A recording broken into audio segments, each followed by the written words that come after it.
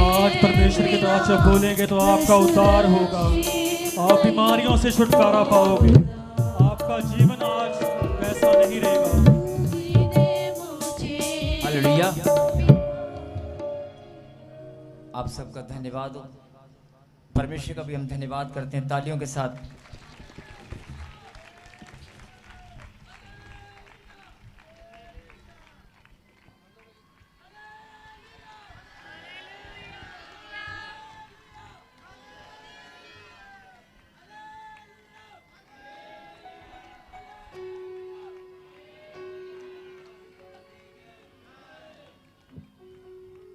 आइए अगला समय प्रभु के वचन को हम बड़े ध्यान से सुने और समझें। परमेश्वर आपको समझाना चाहते हैं कि जो वचन आप सुनते हैं, जो कलाम की बातें आप सुनते हैं, जो ग्रहण करते हैं, वो तुम्हारे लिए ग्रहण करना है, तुम्हारे लिए सुनना है, लेकिन मेरे लिए बोना है।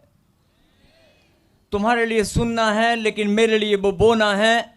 और ये शरीर हम सब जानते हैं, मिट्टी से परमेश्वर ने रचना की है, मिट्टी से आदम को बनाया।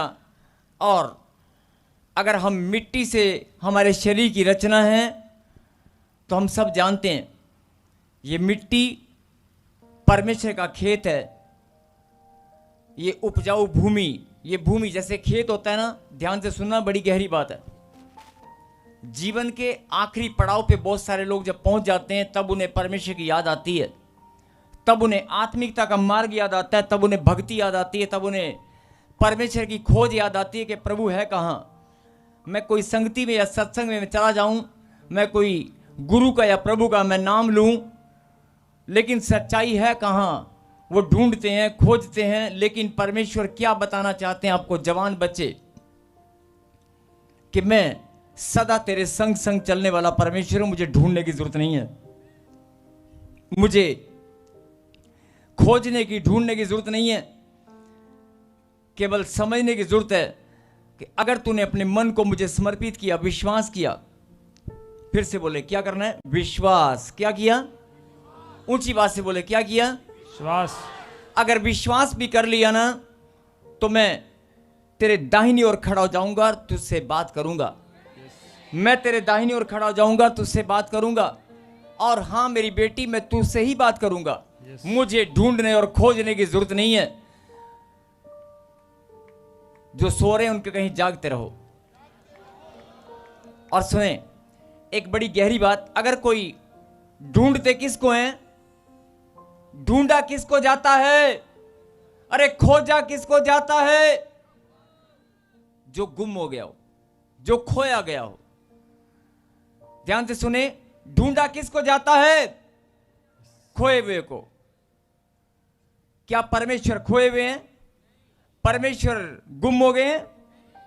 अरे गुम तो हम हो चुके हैं, भटके हुए तो हम हैं, खोए हुए तो हम हैं। बोल हालेलुया। और बहुत सारे लोग क्या बोलते हैं, जीवन भर प्रभु मैं तुझे खोज रहा हूं। अरे प्रभु को खोजने की जरूरत नहीं है, अपने आप को खोज के तू है कहां। बोल हालेलुया। और जो समझने की बात है, प्रभु ने कहा कि जो मेरा कलाम है, ये तेरी मिट्टी, ये तेरा जो शरीर है, इसमें मैं, ये मेरे लिए उपजाऊ भूमि है, इसको मैंने उपजाऊ भूमि बनाया था।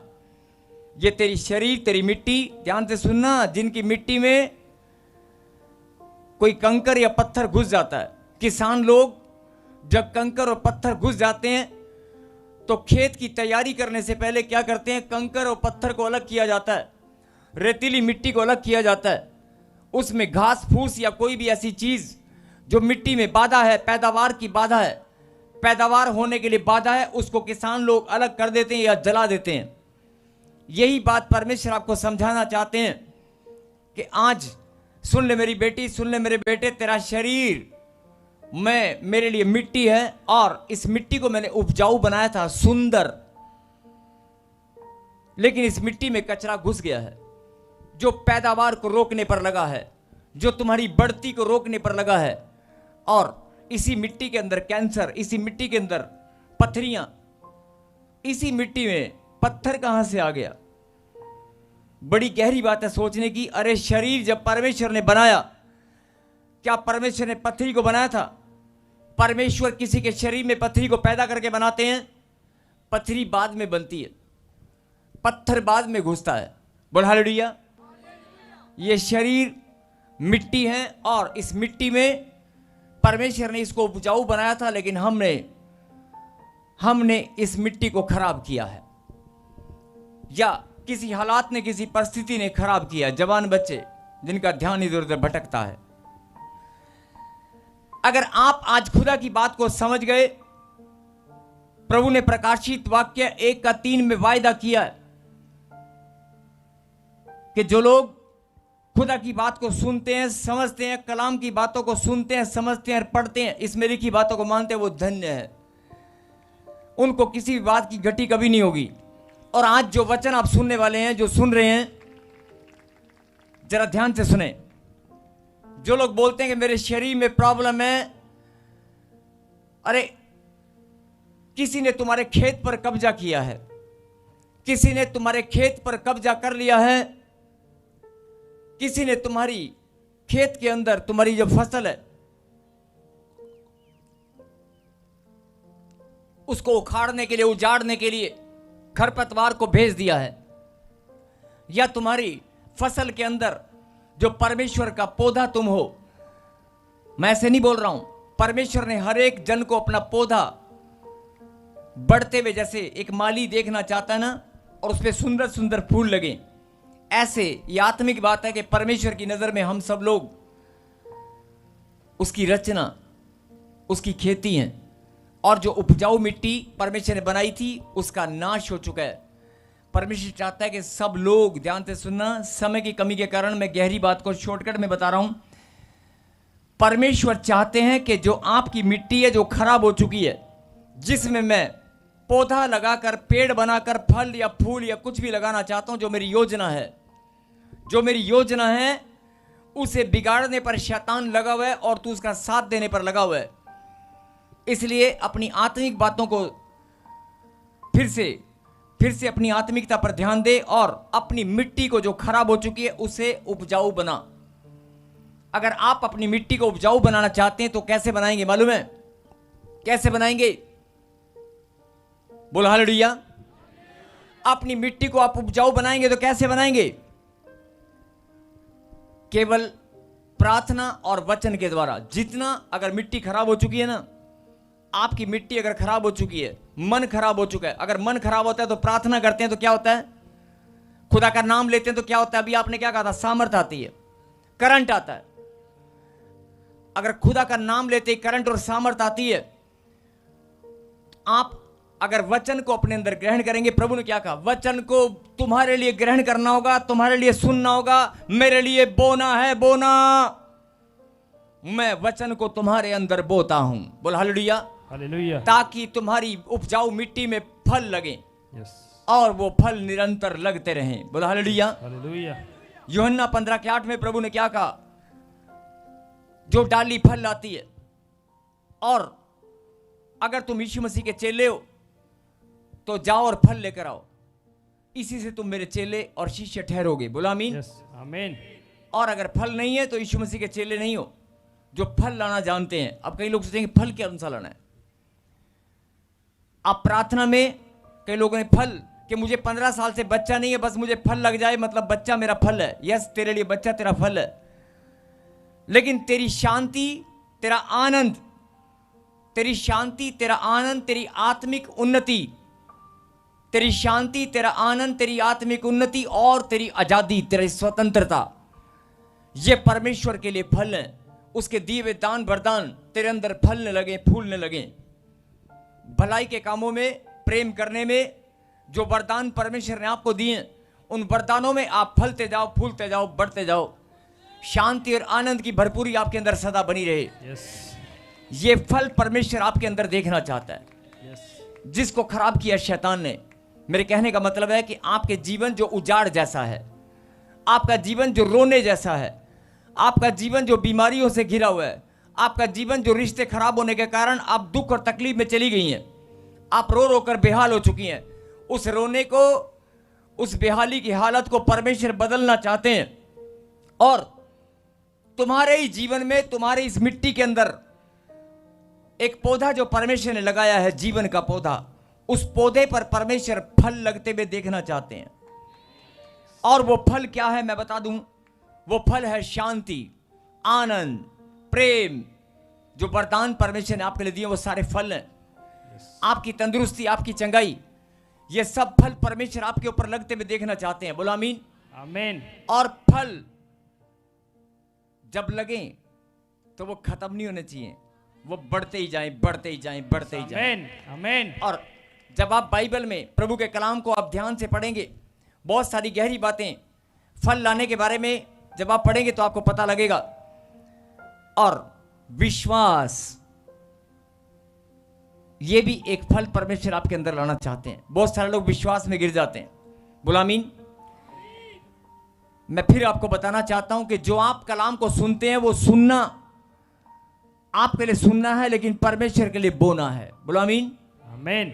जिनको समझ में आ गई कि परमेश्वर आपके अंदर 3 साल से, 4 साल से, 5 साल से, जब से तू मां के गर्भ से पैदा हुआ तब से लेकर आज तक परमेश्वर बोते आए हैं, बोते आए हैं, बोते आए हैं। तुम्हारे पौधे को, तुम्हारी मिट्टी को उपजाऊ बनाकर संभालते आए हैं, सींचते आए हैं, तो कैसे फल नहीं लगेगा, कैसे फल नहीं लगेगा। लेकिन जब तेरा ध्यान ही उस तरफ नहीं है, जिस दिन तेरा ध्यान, तेरा मन उस तरफ हो गया कि मैं परमेश्वर की रचना हूं और मेरे ही तो अंदर फल लगने वाले हैं, जिस दिन तूने ये फैसला कर लिया और इस बात को समझ लिया कि यही तो महान योजना परमेश्वर ने बनाई है हर एक इंसान के लिए कि मेरे अंदर फल लगने वाले हैं, तो सबसे पहले तेरे अंदर ही लगेंगे। आमीन। और उसका उदाहरण मैं आपको दे दूं।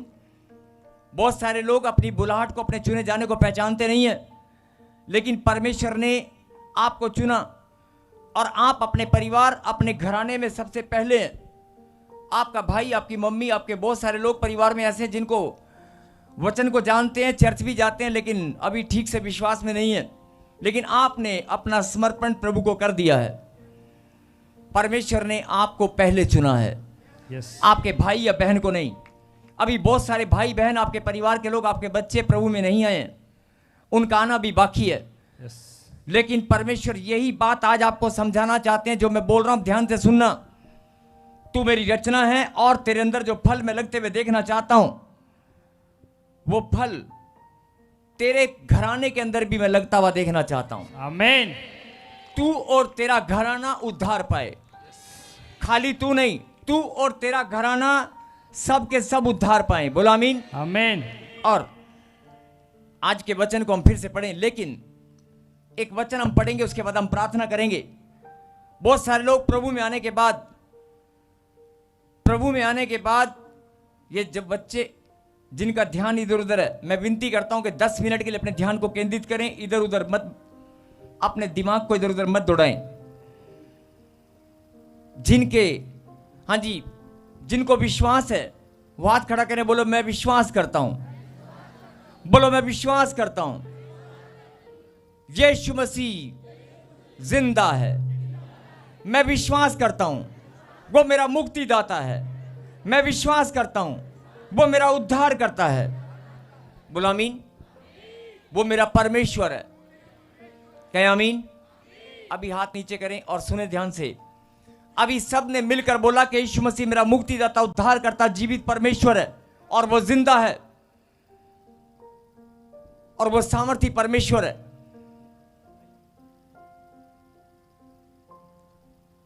आप सब ने बोला कि मैं विश्वास करता हूं।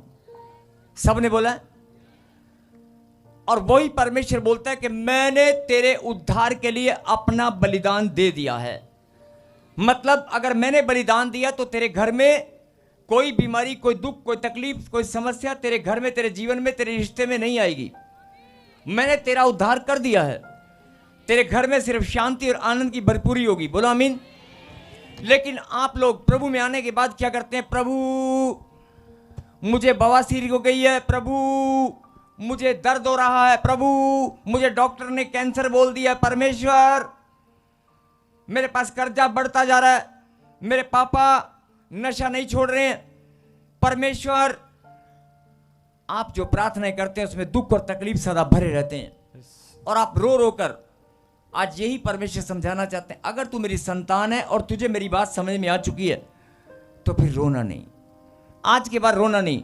और जो आज इस बात को सुनकर समझेंगे उनके जीवन से रोना, बिलखना, टूटना, कमजोर बनना, ये सब आज उखड़ जाएगा। बोला आमीन। आमीन।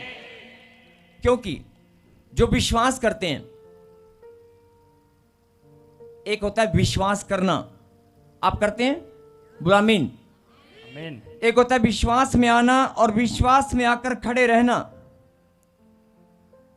विश्वास में आना, विश्वास में आकर खड़े रहना और विश्वास में आकर खड़े रहना और गिरना मत। ये तीनों अलग अलग बातें हैं। बोला हालेलुया। हालेलुया। लेकिन परमेश्वर आज आपको एक बड़ी सुंदर बात समझाना चाहते हैं। जैसे शरीर में से अगर आत्मा निकल जाए, बोला हालेलुया। हालेलुया। अगर प्राण और आत्मा निकल जाए तो शरीर कैसा हो जाएगा? ये आखिरी बात है, जरा ध्यान से सुने। अगर आपके शरीर में से प्राण और आत्मा निकल जाए तो क्या हो जाएगा? क्या हो जाएगा?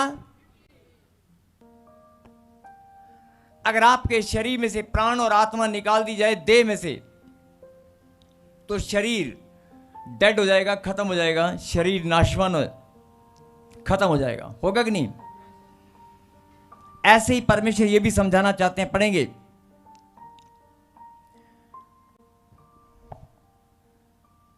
याकूब की किताब 2 अध्याय और 20वीं आयत को पढ़ेंगे। और गहरी बात जो परमेश्वर ने आज भेजी है, जरा सुन लेना ध्यान से।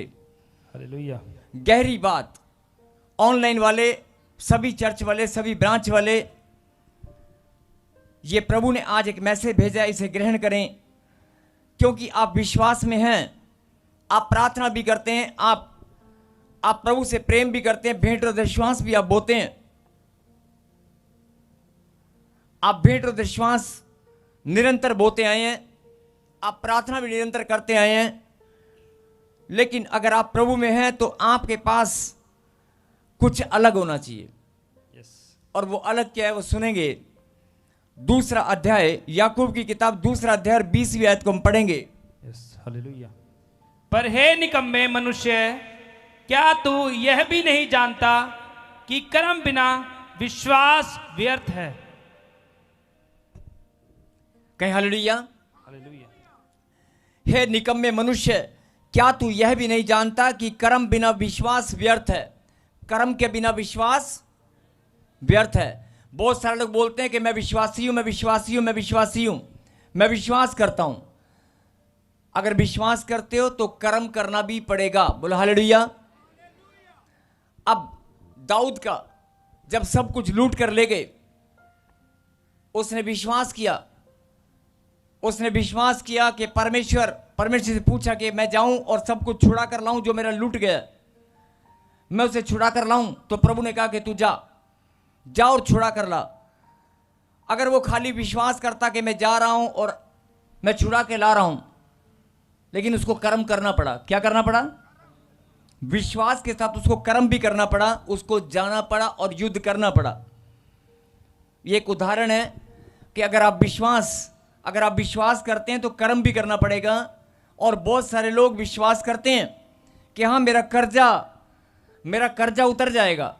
विश्वास करते हैं मेरे लिए भविष्यवाणी हुई है। ध्यान से सुनना, जो लोग बोलते हैं कि मेरे लिए भविष्यवाणी हुई है कि मेरा कर्जा उतर गया, यहाँ खुश होकर नाचते हैं, झूमते हैं, ताली बजाते हैं, हालेलुया के नारे लगाते हैं और घर जाकर भी खुश रहते हैं। और जब कर्जा नहीं उतरता तो मुंह लटकाकर फिर प्रभु के पास आते हैं और बोलते हैं, प्रभु परमेश्वर मेरा कर्जा। सबके उतरते हैं, मेरा नहीं उतरता। सबको बच्चे मिलते हैं, मुझे नहीं मिलते। मैं 15 साल से तेरे दर पे आ रही हूं और 15 साल से मैं रोज प्रार्थना करती हूं। क्या प्रार्थना करती हूं? कि मुझे बच्चा नहीं है। अब ध्यान से सुना, मेरी गांठ, गिल्टियां, पथरियां, सोड़ियां, डॉक्टर ने जो बोला था वैसे वैसी रिपोर्ट में फिर आ रही हैं। सबकी चंगाई होती, मेरी क्यों नहीं होती? आपके मन में जब ये सवाल घूमता है और आप विश्वास भी करती हैं, लेकिन वचन में क्या लिखा? विश्वास कर्म के बिना व्यर्थ है। आपने विश्वास तो कर लिया, आपके लिए भविष्यवाणी हुई है, लेकिन कर्म कौन करेगा? अब लोग कहेंगे कर्म क्या करना है? इसमें कर्म क्या है भाई? इसमें कौन सा कर्म है? विश्वास क्या किया है? बस ध्यान से सुनना, विश्वास क्या किया है? कि विश्वास किया है कि भविष्यवाणी हुई, मैं चंगा हो गया हूं। और जब चंगाई नहीं होती तो सबसे पहले दिमाग शैतान पकड़ता, आप रोने लगते हैं और कहते हैं यार कुछ हुआ तो है नहीं। क्यों नहीं हुआ? क्योंकि आपने कर्म नहीं किया।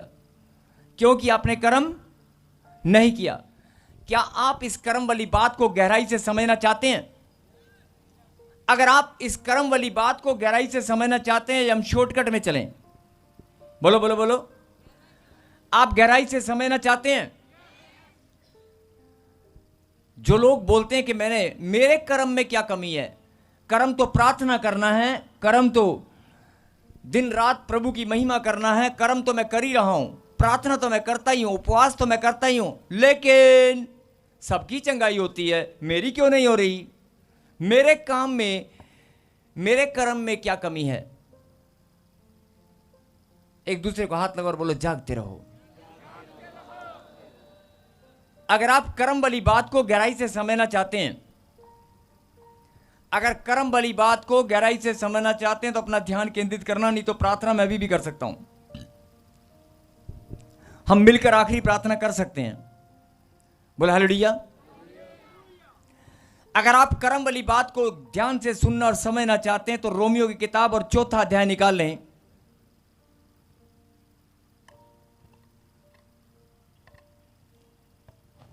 और उस 4थे अध्याय में जाने से पहले रोमियो की किताब में एक लाइन भी लिखी है, विश्वास सुनने से होता है।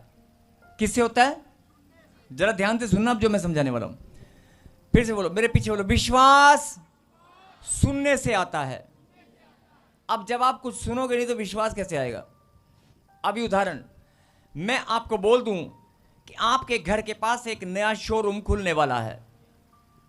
अगर मैं आपको बोल दूं आपके घर के बगल में कोई नई दुकान खुल रही है, कोई किराने की दुकान खुलने वाली है, अब आप क्या करेंगे? आप विश्वास करेंगे कि नहीं करेंगे? बोलो, करेंगे कि नहीं? अगर आपको बोल दिया जाए तेरे घर के बाजू में कोई दूध की डेयरी खुलने वाली है, तो आप विश्वास करेंगे कि नहीं? और फिर आप क्या करेंगे? जाकर वहां देखेंगे कि नहीं? और अगर नहीं खुली तो? और नहीं खुली तो? यही बात जरा ध्यान से सुनना। जब आपके लिए भविष्यवाणी होती है, जब आपके लिए आप प्रार्थना करते हैं कि मुझे ये मिलने वाला है, मुझे वो मिलने वाला है, लेकिन जब आप देखते हैं तो वहां कुछ नहीं होता। क्या आप इस बात को गहराई से समझना चाहते हैं? तो सुने, अगर मैं आपको ना बोलूं कि तेरे घर के पास कोई दुकान खुलने वाली है, जब आपने सुना ही नहीं तो विश्वास कहां से आएगा? सुनोगे तो ही तो विश्वास आएगा ना। मैंने बोला या आपकी बहन ने बोला कि आज मैं केले लेकर आऊंगी घर में खाने के लिए, जब मैं घर पर आऊंगी तो मैं केले और फ्रूट लेकर आऊंगी। उसने बोला तो आपने विश्वास किया ना। विश्वास किससे होता है? सुनने से। किससे? जब सुनोगे तभी विश्वास होगा ना। यह वचन में लिखा हुआ है कि विश्वास सुनने से होता है। सबको जय मसीह की। मैं जतिन बब्बर और आप देख रहे हैं मसीह परिवार चैनल। जैसे कि आप सब जानते हैं कि मैं इस चैनल पे प्रभु के अलग अलग दासों की वीडियोस डालता हूं, तो अगर आपको हमारा चैनल अच्छा लगता है तो आप इस चैनल को ज़्यादा से ज़्यादा सब्सक्राइब जरूर करें, ताकि आप प्रभु के वचन को सुन सके। वीडियोस को ज़्यादा से ज़्यादा शेयर करें ताकि जिन लोगों तक वचन नहीं पहुंचा उन तक भी वचन पहुंच सके। सबको जय मसीह की। एक बार मैं आपसे दोबारा कहूँगा कि इस चैनल को सब्सक्राइब जरूर करें और वीडियोस को ज़्यादा से ज़्यादा शेयर करें। जय मसीह की।